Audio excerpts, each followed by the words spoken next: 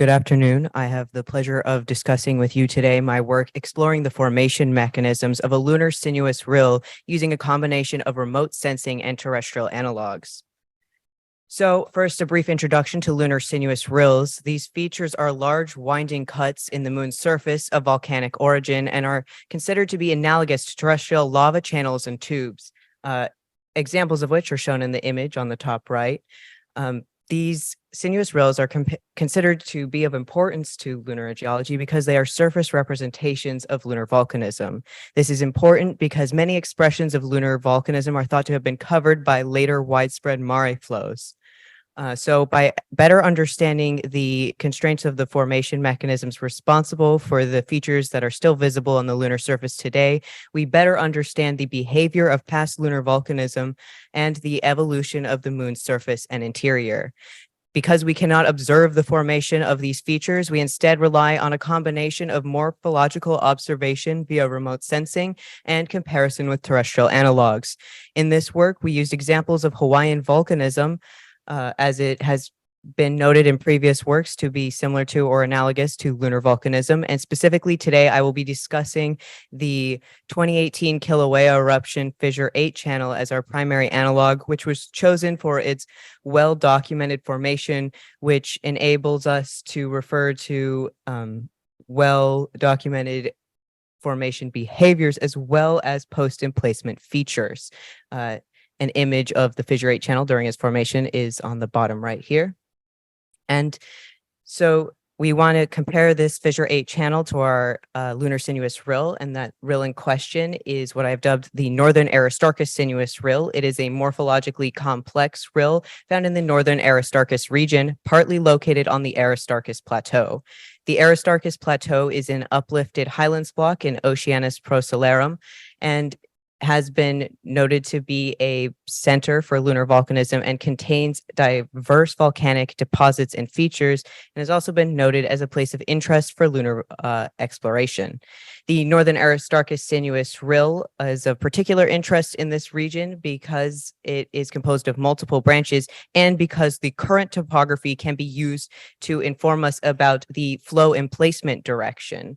The Rille has two main branches, the western branch and eastern branch, and the western branch has a source depression located on the elevated surface of the Aristarchus Plateau. Based on this location and the general elevation as shown in the SLDEM on the far right, the elevation is decreasing from south to north, so we can infer that the eastern and western branch formed from south to north and joined together to form this joined branch near the top that continued northward into the distal mare plains. However, only the western branch has a visible source depression, so we have used the western branch and joint branch together to simulate a complete sinuous rill from start to visible end to better compare to our terrestrial analog. So I have grouped this sinuous rill into three main morphologic regimes based on channel-based roughness, channel shape, and channel dimensions. The first regime is from the western branch's source depression and off of the side of the Aristarchus Plateau. It is defined by a U-shaped channel that lacks a large flat channel base. And as you can see in the cross sections in the top right plot, those first three are within this regime, and you are seeing a deepening and widening of the channel as it moves away from the source depression. When we look at the along channel profile, we see that there is a significantly rough channel base and a somewhat high slope, especially as we compare it to the second regime as we move away from the constraints of the Aristarchus Plateau's topography. We see that the slope has decreased significantly and the channel base has smoothed somewhat. We also see in the fourth cross section in purple that the channel shape has changed into a more square-like shape with a flatter base. And throughout this regime, we see a shallowing of the channel. And this continues into our third regime, where the channel continues to shallow and to the point at its very most northern end where it inverts into a positive topography. We can also see in that along channel profile that in our third regime, the channel slope has decreased again and the channel base continues to smooth. Moving on to our terrestrial analog, the Fissure 8 channel, we have once again broken it into 3 regimes, this time based on morphology and the flow behavior that was observed. The first regime is the spillway. This is located on the highest slope of the channel, and this was an erosive regime where the lava eroded through a cone built up around the vent and traveled downslope. And what we see in the first cross section for this spillway regime is again a U-like shape and the deepest profile along the channel. As we move into that second regime, the wide upper middle channel, this is where we hit lower slopes and the lava was able to spread out and form a constructive channel instead of eroding through the substrate. And in the second and third cross sections here that represent this regime, we see a widening of the channel and a shallowing. Now, as we continue along the length of this channel into our fourth and fifth cross sections, we reach our final and third regime where the channel merged into a sheet flow. This was continues the constructive regime. However, we are reaching the lowest slopes along the entirety of the channel, and this allowed the lava to stagnate and start infilling the channel, resulting in an inflated sheet flow at its distal end. Now, to compare the two, we see similarities between the regimes of the analog and the sinuous Rille. Starting with our first regime, or the spillway, the regime closest to the vents.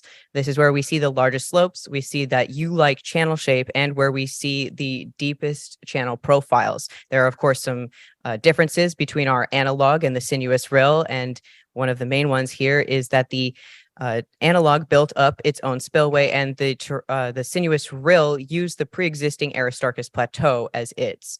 And this is what results in the much longer spillway for the sinuous Rille. As we move into our second regime, the wide upper middle channel, we see that the channels are reaching much lower slopes, and this allows them to This allows them to decrease in depth while having maintaining a wider channel. And if you look at the plot on the far right, what I am showing here are slope versus channel regimes, and we see a similar trend between the analog shown in orange and the sinuous Rille shown in blue, where the spillway has the highest slopes, and then our second regime, the wide upper middle channel, has significantly lower slopes. And then in our third and final channel regime of the channel, the merge into the sheet flow, we see the lowest overall slopes. And when we look at the cross sections in this final regime, we're also seeing that change from a depressed channel topography into a positive topography. And the plot on the far left is a cross section through the sinuous Rille at its northernmost point, where it becomes indistinct in the mare. And what we see here is where the channel was, there is now a positive topography that has left a gap between it and the constraining pre-existing positive topography. And if you look just to the right of that plot, I am showing the cross section of the terrestrial analog, where it has transitioned into an inflated sheet flow, and we see that same change where the channel was, there's now a positive topography that has left a gap between it and the pre-existing topography. So this allows us to interpret the formation of the sinuous Rille, and we see that the first regime was most primarily an erosive channel on the spillway. This is in part due to the properties of lava closest to the vent, where it is hottest, and also contains the most volatiles, allowing for a larger lava volume and more efficient erosion. We also have identified erosive features in this regime, cascades and plunge pools, which are formed by lava traveling down a pre-existing steep slope and eroding out the substrate beneath the lava fall, creating plunge pools.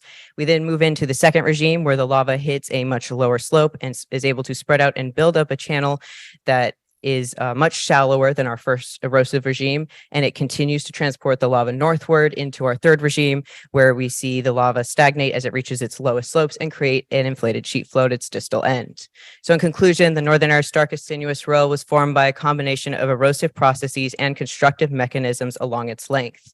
And what I am showing here is an image of the larger Northern Aristarchus region, with our western branch circled on the far left, and 2 other sinuous Rille source depressions that you can see are an offset parallel alignment reminiscent of a possible fissure system in this region.